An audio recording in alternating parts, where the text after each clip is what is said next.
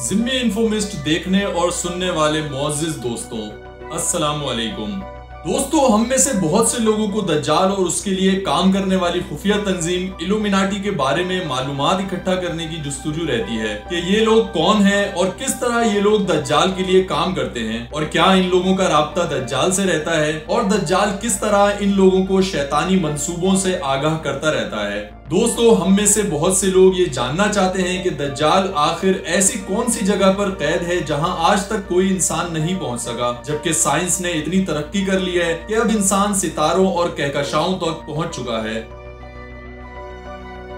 दोस्तों, इसी ज़िमन में सही मुस्लिम की बहुत ही मशहूर हदीस जो हजरत तमीम अद-दारी रज़ी अल्लाह तआला अन्हु की दज्जाल से मुलाकात के वाक़े के बारे में है, जिससे आप सल्लल्लाहु अलैहि वसल्लम की दज्जाल की मौजूदगी के बारे में पेशनगोई 1400 साल पहले आपकी हयात मुबारका में ही पूरी हो गई थी, जिसमें दज्जाल के रहने के मकाम की तरफ इशारा मिलता है जहाँ वो आज के दिन तक कैद है और कयामत कायम होने से कुछ अरसा कबल नमूदार होगा।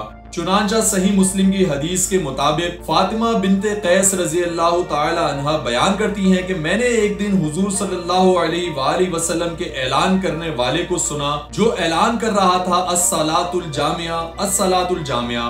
मैं नमाज के लिए निकली और हम औरतों ने मर्दों के पीछे नमाज अदा की। जब नमाज खत्म हुई तो अल्लाह के रसूल सल्लल्लाहु अलैहि वसल्लम मिंबर पर तशरीफ फरमा हुए और मुस्कुराते हुए फरमाया तमाम लोग अपनी अपनी जगह पर बैठे रहे। फिर फरमाया तुम लोग जानते हो मैंने तुम्हें क्यों जमा किया है? लोगों ने कहा अल्लाह और उसका रसूल सल्लल्लाहु अलैहि वसल्लम ही बेहतर जानते हैं। आप सल्लल्लाहु अलैहि वसल्लम ने फरमाया अल्लाह की कसम, ना मैंने तुम्हें जहाद के लिए जमा किया है और ना ही किसी चीज से डराने के लिए, बल्कि मैंने तुम्हें इसलिए जमा किया है कि तमीम अद-दारी जो कि ईसाई था उसने इस्लाम कबूल कर ली है और मुसलमान हो गया है और वो मुझसे एक ऐसा किस्सा बयान करता है जिससे मेरी उन बातों की तस्दीक होती है जो मैंने दज्जाल और कुर्बे क़यामत के बारे में की थी।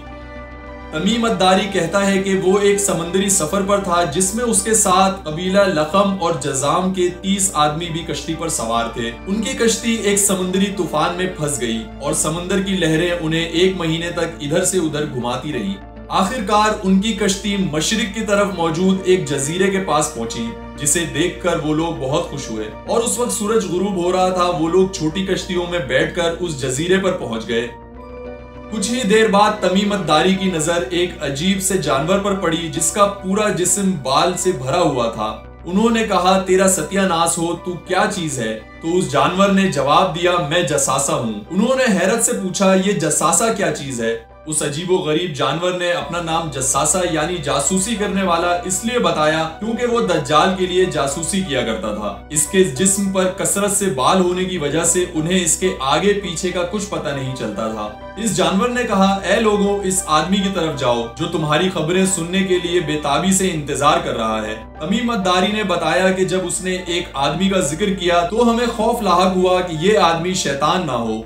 फिर हम तेजी से चले और खानका में दाखिल हो गए जहां हमने एक भारी भरकम कद काट का एक आदमी देखा जो घुटनों से टखनों तक जंजीरों में जकड़ा हुआ था। इसके दोनों हाथ इसकी गर्दन के साथ बंधे हुए थे।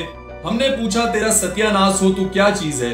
उसने कहा तुम्हें मेरे बारे में पता लग ही जाएगा, तुम बताओ तुम लोग कौन हो? हमने कहा हम अरब के बाशिंदे हैं। हम एक जहाज पर सफर कर रहे थे कि समंदर में तूफान आ गया और हम 1 महीने तक समंदर की लहरों में फंसे रहे, यहाँ तक कि इस जजीरे के किनारे पहुँच गए। हम जजीरे पर उतरे तो हमें एक जानवर मिला जिसके जिस्म पर बाल ही बाल थे। उसने कहा चलो उस शख्स की तरफ जो तुम्हारा बेसब्री से इंतजार कर रहा है। तो हम जल्दी से तेरे पास आ गए।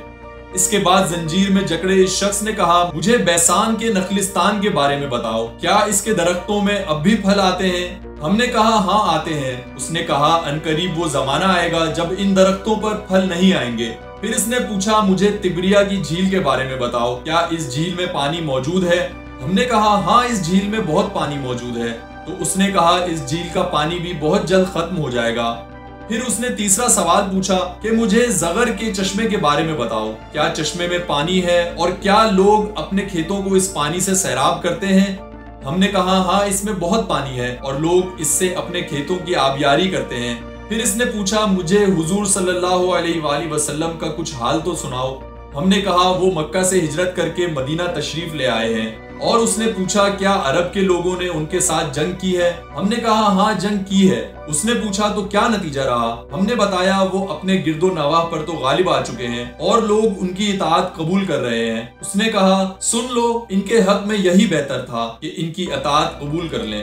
तमीम अद-दारी रज़ियल्लाहु ताला अन्हु फरमाते हैं कि इन सब सवालों जवाब के बाद जंजीर में जकड़े शख्स ने कहा कि अब मैं तुम्हें अपने मुतालिक बताता हूँ। मैं मसीह दज्जाल हूँ और वो वक्त करीब है जब मुझको यहाँ से निकलने की इजाजत मिल जाएगी। मैं बाहर निकलकर पूरी दुनिया में घूम जाऊंगा और 40 दिन के अंदर अंदर कोई बस्ती ऐसी बाकी न रहेगी जिसमें दाखिल ना हो जाऊं, सिवाय मक्का और तैबा के। इन दोनों मकामात में मेरा दाखिला ममनू है। जब मैं इन दोनों में से किसी भी एक जगह दाखिल होने का इरादा करूंगा तो एक फरिश्ता नंगी तलवार लिए मेरे सामने खड़ा हो जाएगा और मुझे दाखिल होने से रोक देगा। और मुकामात मुकद्दसा के सारे दाखिली रास्तों में फरिश्ते मौजूद होंगे जो इन दोनों मकामात की हिफाजत कर रहे होंगे।